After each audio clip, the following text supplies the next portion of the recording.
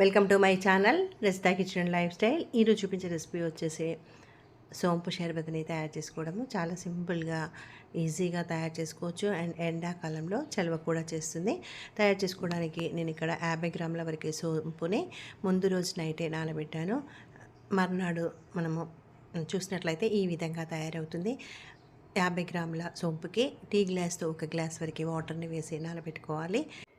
ఇప్పుడు సోంపుని ఫిల్టర్ సహాయంతో ఒక బౌల్లోకి ఫిల్టర్ చేసుకొని ఆ వాటర్ అలా ఉంచేసి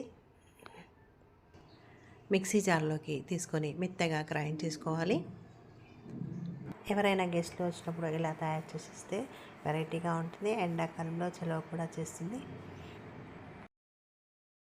ఈ విధంగా గ్రైండ్ చేసిన తర్వాత ఫిల్టర్ చేసిన వాటర్ని కూడా యాడ్ చేసుకొని మెత్తగా గ్రైండ్ చేసుకొని మరొకసారి ఫిల్టర్ సహాయంతో మనం ఏ ప్యాన్లోనైతే తయారు చేస్తామో ఆ ప్యాన్లోకి ఈ విధంగా ఫిల్టర్ చేసుకొని పిప్ అంతా తీసివేయాలి. ఇప్పుడు ఈ ప్యాన్ని స్టవ్ మీద ఉంచి ఎంత క్వాంటిటీలో మనము సోంపుని తీసుకున్నామో దానికి డబల్గా మిశ్రీని యాడ్ చేసుకొని ఈ విధంగా కలుపుకుంటూ పైన వచ్చిన తేటని తీసేస్తూ ఉండాలి.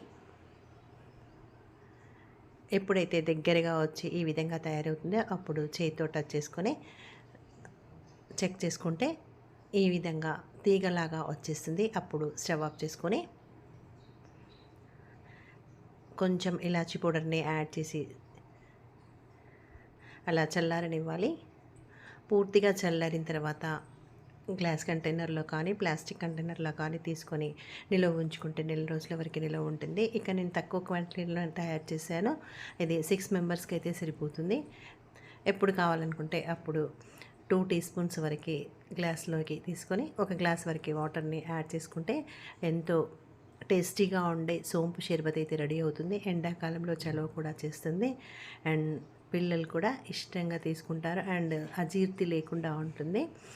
వీక్లీ 2 టైమ్స్ అయినా ఇలా తీసుకుంటూ ఉంటే అజీర్తి లేకుండా ఉంటుంది. వాటర్ని యాడ్ చేసుకునేటప్పుడు కూల్ వాటర్ని యాడ్ చేస్తేనే టేస్టీగా ఉంటుంది.